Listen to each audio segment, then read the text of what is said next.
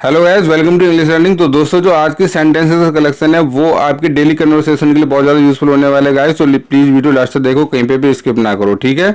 आइए देखते हैं सेंटेंस कौन सा है। घबराओ मत। बोलते हैं ना कोई डरता बोलता है घबरा मत भाई, कोई टेंशन नहीं, मैं हूँ। कैसे बोलेंगे इसको?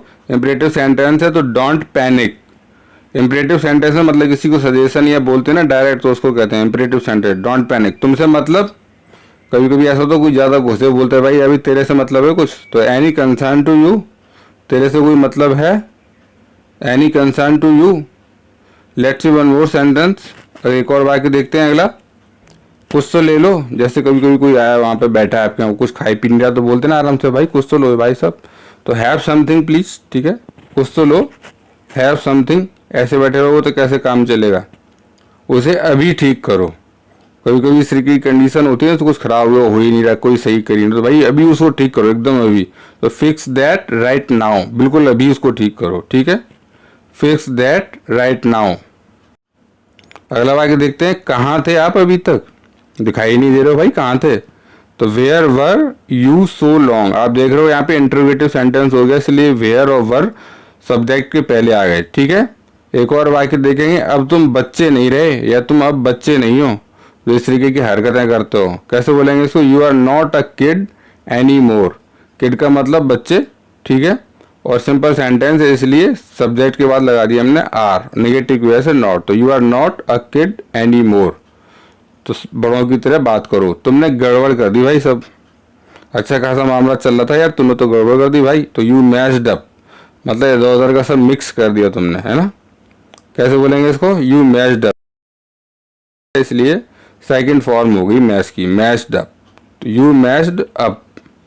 गाइस बता दूं, मैं सारे सेंटेंसेस ही बहुत ज़्यादा यूजफुल होने वाले हैं, तो आप साथ में प्रैक्टिस करो जिससे कि आपको बाद में कोई कंफ्यूजन ना हो। मैं उसे संभाल लूँगा। गड़बड़ तो कर दी भाई तूने, लेकिन मैं संभाल लूँगा उसे। आई विल हैंडल दैट, ठीक है। संभालने के लिए हमने यूज़ करना है हैंडल, ठीक है। और उसी के लिए दैट आ गया, और क्योंकि फ्यूचर की बात है इसलिए सेलेबल लगता है ना, तो आई विल हैंडल दैट। अगला वाक्य। अब कुछ नहीं किया जा सकता। जो भाई साहब हो सकता था हो गया, अब कुछ नहीं किया जा सकता, अब आपको ऐसी काम चलाना पड़ेगा। Nothing can be done now, नहीं किया जा सकता। आप देख रहे हो पैसिव फॉर्म हो गई, इसलिए कैन के साथ बी लगाए वर्ब। तो nothing can be done now, अब कुछ नहीं किया जा सकता। एक और वाक्य देखेंगे। ये तुम्हें भुगतना पड़ेगा। भाई वो तो सब मैंने देख लिया, ये तो तुम्हें भुगतना पड़ेगा, क्या करा तुमने, गड़बड़ डाला। तो you will have to tolerate this. Have to आ रहा है यहाँ पे क्योंकि एक मजबूरी वाला दिखा दे रहा है ना, तुम्हें ये करना ही पड़ेगा, मजबूर कर रहा हूँ उसे। तो you will have to tolerate this. एक और बात देखते हैं। लोग क्या सोचेंगे, बहुत ही कॉमन सेंटेंस, कई बार बोलते हैं ना भाई लोग क्या सोचेंगे यार, ऐसा करेंगे हम लोग।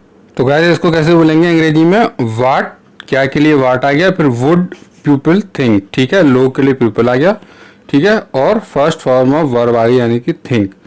तो जैसे व्हाट वुड यू लाइक पूछते हैं ना, उसी तरीके से। तो what would people think, hopefully आपको समझ में आ रहा होगा। मैं कभी बुरा नहीं मानता, ठीक है ना। मैं कभी बुरा नहीं मानता, या मैं कभी बुरा नहीं मानती। I never mind, simple sentence है। आई नेवर माइंड, माइंड मतलब बुरा मानना, कभी नहीं के लिए आ गया यहाँ पे नेवर। तो आई नेवर माइंड। उसे एक नई साइकिल खरीदने को बोलो। कब तक पुरानी चलाता रहेगा भाई? तो ask him two by a new bicycle, ठीक है। Ask him two by a new bicycle. बोलने के लिए हमने लगाया यहाँ पे आस्क। आस्क का कई बार बोलने के लिए भी लगाया जाता है, सिर्फ इसका ये नहीं कि पूछने का ही नहीं है, ये बोलने के लिए भी लगता है कई बार। तो ask him two by a new bicycle. एक और वाक्य देखते हैं। मेरा यह मतलब नहीं है। आप तो बुरा मान गए भाई साहब, मेरा ये मतलब नहीं है, मैं तो सिंपली बोल दिया था। तो I don't mean it. Present indefinite tense है और नेगेटिव है, इसलिए डू नॉट है, डू नॉट का कंट्रैक्शन है यहाँ पे। तो आई डोंट मीन इट, मेरा ये मतलब नहीं था, आप बुरा मत मानो, ठीक है। एक और वाक्य देखेंगे।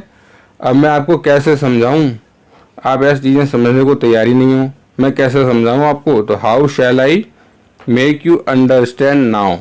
अब मैं आपको कैसे समझाऊं। आप यहाँ पे देख रहे होगे फ्यूचर टेंस है और इंट्रोगेटिव है, इसलिए हाउ और शैल सब्जेक्ट के पहले आ गए। तो how shell I make you understand now.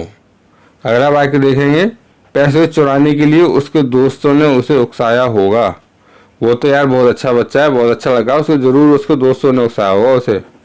तो his friend must have provoked him to steal money. Provoked first form, provoked second form, third form sorry. जैसे कि आपको पता है मैं कभी झूठ नहीं बोलता, ये तो आपको पता है मैं झूठ तो बोलता नहीं, सच बोलता हूँ हमेशा। कैसे बोलेंगे? तो एज यू नो, जैसा कि आपको पता है या आप जानते हो, आई नेवर लाई, मैं कभी झूठ नहीं बोलता। As you know I never lie, मैं कभी झूठ नहीं बोलता। अगला वाक्य देखते हैं, क्या तुम्हारे दिल में मेरे लिए कोई जगह है? भैया आपके दिल में मेरे लिए कोई जगह है, स्पेस है, तो इज देयर एनी स्पेस, क्या कोई जगह है किसके लिए? फॉर मी, मेरे लिए। कहाँ पे? आपके हृदय में, आपके दिल में, तो इन योर हार्ट। पूरा सेंटेंस कैसे बन गया? Is there any space for me in your heart. एक और वाक्य देखेंगे गाइस, उसके साथ 1 मिनट गुजारना भी बहुत मुश्किल है। भाई मैं नहीं रह सकता उसके साथ, है ना? तो इट्स वेरी डिफिकल्ट, ये बहुत मुश्किल है। क्या करना? टू स्पेंड, गुजारना, इवन अ मिनट, 1 मिनट भी, विद हर। तो it's very difficult to spend even a minute with her. अगला वाक्य देखते हैं, वैसे तो मैं भी चाहता यही हूँ। आप जो कह रहे हो ना, वैसे तो मैं भी यही चाहता हूँ कि ऐसे ही हो। कैसे बोलेंगे? बाय द वे, वैसे तो के लिए, या फिर वैसे के लिए by the way, I also want the same. ठीक है, जैसा आप चाह रहे हो ना, या जैसा आप कह रहे हो वैसे ही मैं भी चाहता हूँ। तो by the way I also want the same. एक और बात देखते हैं, मुझे हिचकियाँ आ रही हैं। बहुत कॉमन और बहुत प्यारा सेंटेंस है गाइस, हमें बोलना पड़ता है रोज। I am getting hiccups.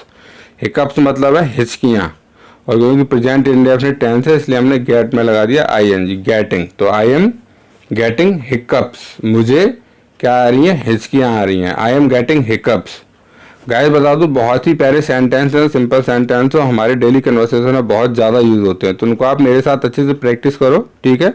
मुझे लगता है तुम्हें कोई याद कर रहा है, इसलिए थोड़ा थोड़ा मैं आराम से बता रहा हूँ, है ना? I think someone is missing you. ठीक है, मुझे लगता है, आई थिंक हो गया, कोई के लिए समवन हो गया, और क्योंकि प्रेजेंट कंटिन्यूअस टेंस है तो इज और वर्ब में आईएनजी, मिसिंग। याद कर रहा है मतलब तुम्हें मिसिंग की याद करने की लगा दे, मिसिंग। तो I think someone is missing you. ठीक है, एक और वाक्य देखेंगे, तुम सच को झुठला नहीं सकते। सच तो सच रहेगा भाई, सच को कैसे झुठला दोगे? तो you can't falsify the truth. फाल्सीफाई का मतलब है यहाँ पे झुठला देना या झूठ ठहरा देना। जैसे कोई कुछ बता रहा है, उसको अगर झूठ कहना नहीं है, तो गलत बोल रहा है, तो उसके लिए हम क्या यूज करेंगे? फाल्सीफाई। तो यू कांट, कैन नॉट का contraction, can't falsify the truth, सच को, तुम सच को झुठला नहीं सकते। You can't falsify the truth. तो गाइस होपली आपको वीडियो पसंद आएगा। प्लीज चैनल को सब्सक्राइब करिए, लाइक वाले बटन को हिट करिए, बेल आइकन को प्रेस करिए, जिससे कि आपको नोटिफिकेशन रोज मिले। Thanks for watching, keep watching.